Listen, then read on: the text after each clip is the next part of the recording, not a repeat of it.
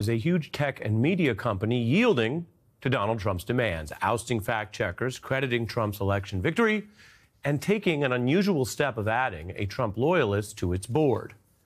Now, I'm going to get into this right now. It's a striking development for information, politics, and democracy, and it would be true if this were just news about a single outlet, like a newspaper or a single news channel. But it's actually far broader. This is about Facebook's parent company, Meta, which is one of the 10 largest companies on Earth, over $1 trillion company. It reaches about 3 billion people with a B. It is, of course, run by Mark Zuckerberg, who is the third richest person on Earth. He recently met with President-elect Trump in Mar-a-Lago. This news is breaking today with a Zuckerberg video and a rollout on Fox News. We're going to get rid of fact checkers. The recent elections also feel like a cultural tipping point. There's an opportunity here with a new president taking office. We're going to work with President Trump. The message is clear. Get rid of the fact checkers that Trump doesn't like. Reflect the tipping point of the win, as Zuckerberg called it. And remember, most voters use Facebook or Instagram.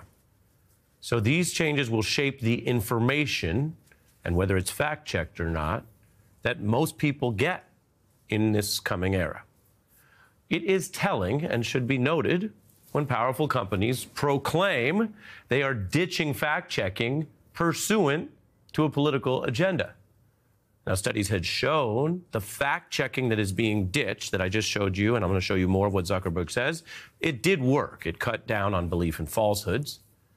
Zuckerberg cites Elon Musk's X in his announcement, and he cites Trump.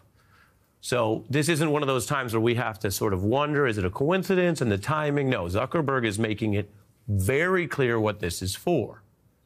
He had previously also turned down the volume on political and civic content. If you hear people talk about algorithms and things like that, well, there are various ways that these companies basically can include more or less of something. Now, and this is important, heading towards the second Trump term, Zuckerberg says suddenly right now is the time to bring back civic posts for this new Trump era. First, we're going to get rid of fact checkers and replace them with community notes similar to X, starting in the US. The recent elections also feel like a cultural tipping point towards once again prioritizing speech. We're bringing back civic content. For a while, the community asked to see less politics because it was making people stressed. So we stopped recommending these posts. But it feels like we're in a new era now, and we're starting to get feedback that people want to see this content again. So we're going to start phasing this back into Facebook, Instagram, and Threads. Mark Zuckerberg is part of a company, and a company can generally run its business how they choose within the law.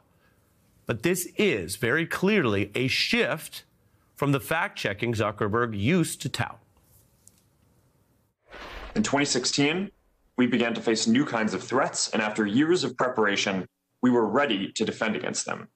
We've built sophisticated systems to protect against election interference, and we introduced new policies to combat voter suppression and misinformation.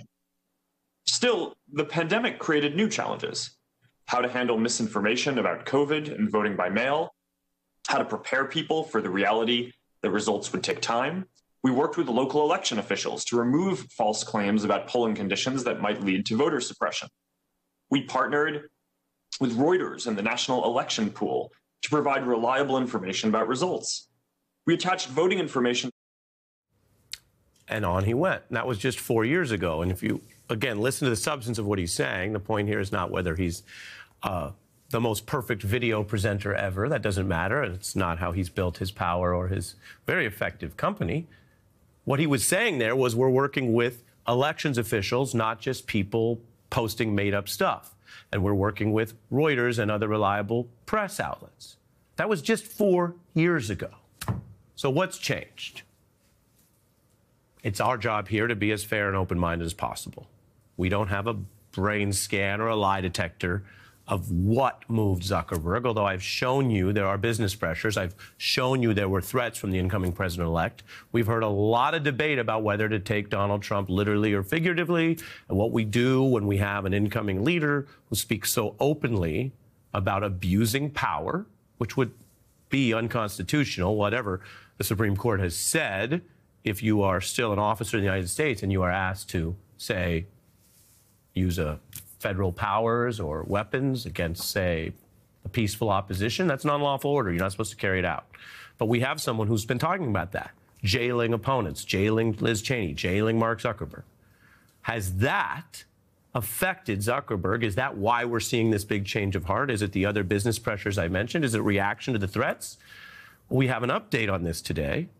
The president-elect was asked, I should say, and then he answered on this very question during the press conference on his view today. Do you think he's directly responding to the threats that you have made to him in the past? With Probably. Yeah, probably. Yeah, probably. That's the sitting incoming president saying probably with regard to the question about Zuckerberg. And so tonight I have to say, if that is incorrect, it is up to Mark Zuckerberg to respond. He just shared his video today. The president-elect just spoke. And even if Facebook is giving up on certain fact-checking, Mr. Zuckerberg has a duty as a business leader with a fiduciary duty to the company and the users, and as a citizen, really, to just be honest about what's going on. So in addition to my reporting tonight, I have to say, Mark, is the president-elect right? Did you do this over his threats or not? There are many people facing pressures far more severe than Mr. Zuckerberg with far less capital, bodyguards, lawyers, and the rest. From the Capitol Police, who fought off Trump's violent fans 4 years ago in a day, to Liz Cheney or other public servants who I mentioned. Mark Zuckerberg is the third richest person in the world. He ought to be able to speak about the basic facts here rather than being stunned or scared into silence. And to leave this unaddressed is to basically close the circle and leave the impression that the president-elect is right and he was threatened into this. And again, there are a lot of people in a lot more vulnerable positions or more difficult positions who've shown plenty of courage. All Mr. Zuckerberg has to do is tell the truth. Were you threatened into this or not? Facebook has this enormous power or information. It shapes what people see, whether they're looking to discuss democracy, politics, or not. And they've had other problems that have nothing to do with partisanship. We've covered this repeatedly. We did a multi-part series on Facebook on this show, if you saw that back in the day. Zuckerberg apologized at a Senate hearing about their failures on children's online safety. Amnesty found that poor moderation, basically erring on the side of allowing things to go up immediately, contributed to hate crimes, to mass violence. And again, this isn't just about red, blue America. This is a huge issue all over the world, as we have covered. When you go back to 2016, which first sparked many of these debates, Facebook acknowledged that when it came to misinformation going into 2016, it wasn't a million or two people. It was over 100 million Americans who were exposed to foreign election propaganda, which we should be concerned about as Americans, not red or blue, but just that we ought to make these decisions with our own facts among our own citizens and not allow our companies and seeking profits to let foreign governments hijack our minds, our information, our phones, or our elections. Well, Zuckerberg did, I want to note, ultimately apologize for all that. He initially said that he opposed the criticism that it was crazy to say they had any election problem, but then he said after the election, I made that comment. I thought the idea that misinformation on Facebook changed the outcome of the election was a, quote, crazy idea. Calling that, quote, crazy was dismissive, and I regret it. He said, this was 2017, quote, this is too important an issue to be dismissive. And the Senate, in its own way, has brought him and other tech executives forward, where he also spoke on this. It's clear now that we didn't do enough to prevent these tools from being used for harm as well. And that goes for fake news, for foreign interference in elections, and hate speech, as well as developers and data privacy. We didn't take a broad enough view of our responsibility, and that was a big mistake. And it was my mistake, and I'm sorry. I started Facebook, I run it, and I'm responsible for what happens here. Yes, you are. That was 2018. So one strand of this story might just be the typical business thing, and one of the reasons why we've covered how so many Americans across the spectrum are fed up and done with the profiteering, greed, hypocrisy, and lies of so many leaders in business.